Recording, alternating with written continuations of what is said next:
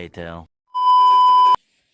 Hello everyone, welcome back to my channel. আরও একটি নতুন ব্লগে আপনাদেরকে স্বাগত জানাই। বড়দেরকে প্রণাম এবং ছোটোদেরকে ভালোবাসা জানিয়ে আজকের ব্লগটাও শুরু করছি। তো এখন আমি রয়েছি ঠাকুর ঘরে, মানে পুজো দেব। এই যে, তো স্নান সেরে মানে বাসি কাজ সেরে স্নান করে নিলাম। আর পাপা এখনও ঘুমোচ্ছে, পাপা এখনও ঘুম থেকে ওঠেনি। তো ততক্ষণে আমি পুজোটা সেরে নিই। তো আজকে প্রচুর ফুল তুলেছে মা। তো মা বললে যে আজকে একটুখানি মালা গেঁথে দিতে ঠাকুরকে, তো সেটাই করব। তো ঝটপট করে মালাগুলো গেঁথে নিই, তা না হলে তো পাপা উঠে গেলে আর কোনো কাজ হবে না। তো মালাগুলো গাঁথা হয়ে গেলে পরে ওকে রেখে আমি পুজোটা দিতে পারবো।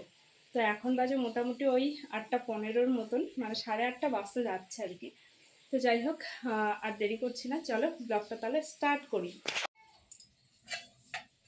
এই যে ফুলের সাজে নিয়ে বসে পড়লাম, প্রচুর ফুল, শিউলি, সাদা, আর এই ফুলটার নাম কি সত্যি আমি জানি না। এই যে এই ফুলটা, তো যাই হোক এগুলো দিয়ে মালা গাঁথবো। তো চলো সম্পূর্ণ ব্লগটাই দেখতে থাকো। তো তার জন্য আমি এখানে সুই সুতো দুটোই রেডি করে ফেলেছি, ঠিক আছে।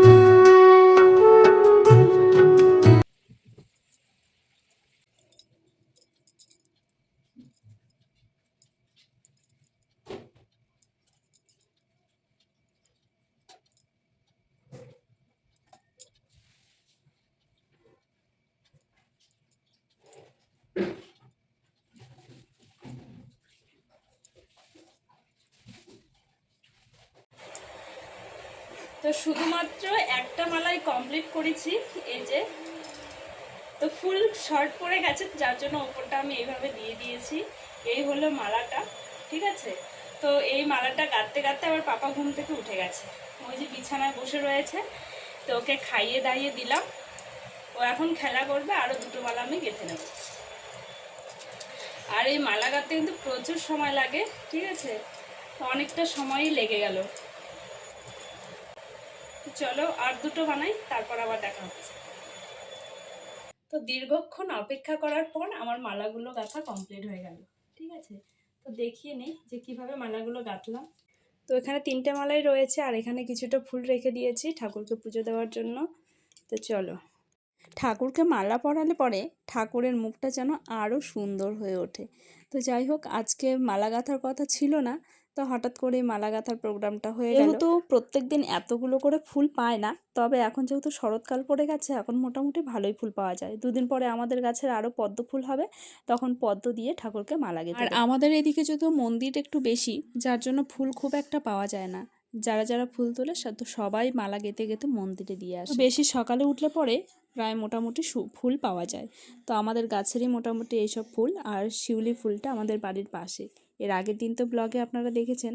তো যাই হোক, এদিকে ঠাকুরকে মালা পরানো হয়ে গেছে, এখন ঠাকুরের পুজোটা দিয়ে নেব। আজকে অনেকটা প্রায় সময় লেগে গেছে মালাগুলো গাঁথতে। ভাবছি প্রত্যেক বৃহস্পতিবার করেই ঠাকুরকে মালা গেঁথে গেঁথে দেব। আবার সামনেই তো দুর্গাপুজো চলে এলো, আর দুদিন পরে ফুল পাওয়া যাবে না, কারণ দুর্গাপুজোয় যারা ছেলেপেলেরা আছে তারা অনেকটা ভোরবেলা উঠে ফুলগুলো সব তুলে নিয়ে যাবে। তো দেখা যাক, যদি পাই কালকে ফুল, তাহলে ঠাকুরকে মালা গেঁথে দেবো। তো এইদিকে চন্দন ঘষে নিলাম, ঠাকুরকে পরিয়ে দেই, তারপর শুরু করব পুজো। তো আমাদের ঠাকুরকে এরকম প্লেটে প্লেটে করে ফুল দেওয়া হয়, যার জন্য বড় বাবা, বড় মা এবং বড়দাদাকে ফুল দিয়ে দিলাম। তো চলো ঝটপট করে পুজোটা এখন সেরে নিই। সকালবেলা যদি পুজো দেওয়া যায় সত্যি মনটা একদম ভরে যায়। আর সারাদিনটা যে কী আনন্দের দিনটা কাটে সে আর বলে বোঝাতে পারবো না। তবে আজকে একটুখানি দেরি হয়ে গেছে। আজকে আমিও ঘুম থেকে উঠে কাজ টাজ সারতে অনেকটা লেট হয়ে গিয়েছিল, যেহেতু মালা গাঁথার প্রোগ্রাম ছিল না। তো কালকে যদি পারি অনেকটা সকালে ওঠার চেষ্টা করব। তো কালকে আবার অনেক কাঁচা ধোয়া রয়েছে। পুজো সেরে চলে এলাম রান্নাঘরে। এদিকে মার রান্নাও কমপ্লিট হয়ে গেছে। তো আজকে ভেজেছে আলু পটল ভাজি, তার সঙ্গে আলু সিদ্ধ, তার সাথে ডাল। তো সকালবেলা আজকে এই দিয়েই খাবো। বাড়িতে দুজন থাকলে মোটামুটি অনেকটা কাজের সুবিধা হয়ে যায়। যেমন আমি পুজোটা দিলাম, মা এদিকে রান্নাটা সেরে নিল। আর আমরা কিন্তু বেশিরভাগ সময় এরকম মিলেমিশেই কাজ করি। বেশিরভাগ সময় বলবো না, আমরা মিলেমিশে এইভাবে কাজ করি। তো বাবা এখনো পর্যন্ত আসেনি, অনেকটাই লেট হয়ে গেছে। তাই মা আর আমি খেতে বসেছি, বাবার জন্য ভাত বেড়ে রেখে দিয়েছি। সকালের খাওয়া দাওয়া মোটামুটি আমাদের সবার কমপ্লিট হয়ে গেছে। তারপর বাসন কুসন মেজে এখন বসে পড়েছে পুরো রান্না করতে। এই যে দেখুন শাক নিয়ে এসছে বাবা। তো এই শাকগুলো না বেশ ভালো লাগে। তো আজকে এই শাকটা করবো না, আজকে রেখে দেবো। এই শাকটা নিয়ে এসছে হলো চিকেন। এই যে চিকেনগুলো ধুয়ে নিয়ে আসলাম। তো চিকেনের জন্য যা যা দরকার সেগুলোকে আগে কেটে নেই। এখন বাজে মোটামুটি 11টা। আমরা সকালের খাবারটা খাওয়ার পরেই আমরা কিন্তু দুপুরের রান্নাটাও করে রেখে দেই, ঠিক আছে। তারপর পুজো তো সামনে চলেই এলো। তো পাপার চুলগুলো কাটাতে যাব। তো এখন সেলুনকে ফোন করা হলো, বললো প্রচণ্ড পরিমাণে ভিড় আছে। তো ভাবলাম তাহলে রান্নাটা করে তারপরেই যাই। দুপুর টাইমটা 12টার পর পাপা ঘুমিয়ে পড়ে। তো আজকে মনে হয় আর ঘুমটা হবে না। তো দেখা যাক কতটা এদিকে রান্নাটা কতটা করতে পারি, করে তারপর যাবো ওকে চুল কাটাতে। আলু না দিলে কিন্তু ভালো লাগে না। আর আমাদের বাড়ির প্রায় বেশিরভাগই সবাই আলু প্রিয় মানুষ, ঠিক আছে। তো যার জন্য আলুটা দেওয়া হয়, শুধু বাবা বাদে বাড়ির সবাই আমরা আলু খাই। আমার হাজব্যান্ডের তো প্রিয়, এর আগের দিন বলেইছিলাম সে আলু নিয়ে কি গন্ডগোল।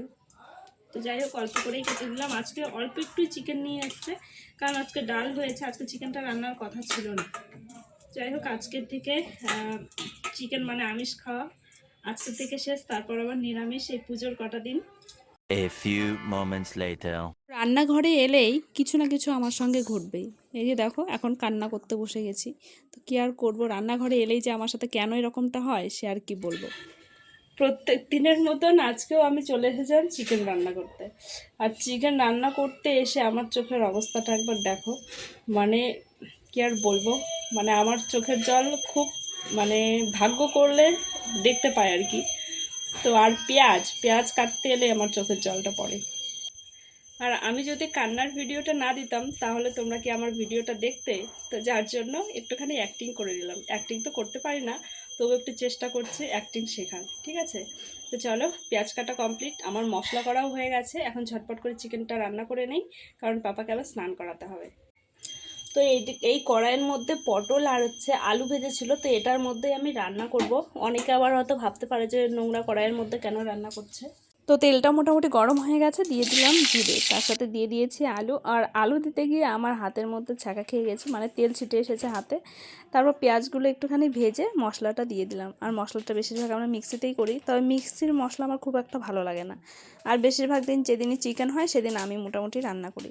তো এদিকে মশলা কষানো প্রায় হয়ে গেছে, দিয়ে দিলাম চিকেন। আর এখন চিকেন আমরা খুবই কম খাই, ওই সপ্তাহে 2 সপ্তাহ পর এরকম খাওয়া হয় আর কি। তো যাই হোক এদিকে আমার মশলাটা কষানো হয়ে গেছে, এর মধ্যে জলটা দিয়ে দেবো। তো প্রায় মোটামুটি আমার কমপ্লিট। তো যাই হোক এইদিকে এখন রান্নাবাড়ি সেরে এখন পাপাকে নিয়ে আমি বেরিয়ে পড়েছি, মানে সেলুনে যাব। পাপার চুলগুলো একটু কাটিয়ে নিয়ে আসবো। তো এদিকে ঠাকুমাও চলে এসছে। আরও আমার কাছে একদমই আসবে না, ঠাকুমা যা হাঁটতে পারে না তবু ঠাকুমার কোলেই উঠতে হবে। তো হাঁটতে হাঁটতে চলে এলাম সেলুনে। আর এই যে এইখানটায় দেখো এরকম যদি চৌপতি থাকে মানে মোড় থাকে, প্রত্যেকটা মোড়ে মোড়েই এরকম শ্রী চৈতন্য মহাপ্রভুর একটা করে মূর্তি দেওয়া রয়েছে। এই জিনিসটা আমার ভীষণ ভালো লাগে এখানকার। তো একজন দাদা বসেছে চুল কাটাতে, আর পাপা এখানে বসে রয়েছে, মানে উনি কাটলে তারপর পাপাকে কাটিয়ে দেবে। তো আমাদের চুল কাটা মোটামুটি কমপ্লিট। আর দেখো দৌড়ে দৌড়ে এখন বাড়িতে যাচ্ছে, আর ঠাকুমার পেছনে লেগেই আছে, মানে ঠাকুমার কোলে উঠবে এখন। ঠাকুমা না নিতে পারলেও ওর কোলে উঠতে হবে। তো বাড়ির মোটামুটি কাছাকাছি চলে এসেছি। রাস্তাটা দেখে নিশ্চয়ই বুঝতে পারছেন, এই যে ফুল গাছটা। আর ঠাকুমার সঙ্গে তো দুষ্টুমি করেই যাচ্ছে আর কি। বাড়ি গিয়ে এখন ওকে স্নান করিয়ে দেবো, আমিও স্নান করে নিয়ে ওকে ঘুম পাড়িয়ে দেবো। A few moments later. বহুদিন পর আজকে একটু ঘুমিয়ে পড়েছিলাম, মানে পাপাকে ঘুম পাড়িয়ে দিয়ে আমিও ঘুমিয়ে গিয়েছিলাম। তারপর উঠে পাপা খেয়ে দিয়ে তো ঘুরতে গিয়েছিল, তো এখন খেলা করছে এই যে। তো এখন খেলা করছে। তো যাই হোক, আমার প্রার্থনা হয়ে গেল, তো এখন বসে রয়েছি। মানে মেশিনে আর একটা কাজ রয়েছে, সেই কাজটা করলে পরে কিন্তু আমার মানে পুরোপুরিভাবে কমপ্লিট হয়ে যাবে। তো এখন ভাবছি যে কি করব, কাজটা এখন শুরু করব কি করব না, কারণ পাপা তখন ভীষণ দুষ্টুমি শুরু করে দেবে। তো যার জন্য ভাবছি যে আজকে হয়তো করব না, কালকে করব আবার। তো যাই হোক, আজকের ব্লগটা আমি আর বড় করছি না যার জন্য। তো কেমন লাগলো ভিডিওটা অবশ্যই আপনারা কমেন্ট করে জানাবেন। যদি ভালো লাগে চ্যানেলটাকে সাবস্ক্রাইব করে দিয়ে পাশে থাকবেন। তো দেখা হচ্ছে আর একটা নতুন ব্লগের সাথে। ততক্ষণে আপনারা সকলে সুস্থ থাকবেন, ভালো থাকবেন। সকলকে জানাই জয় গুরু।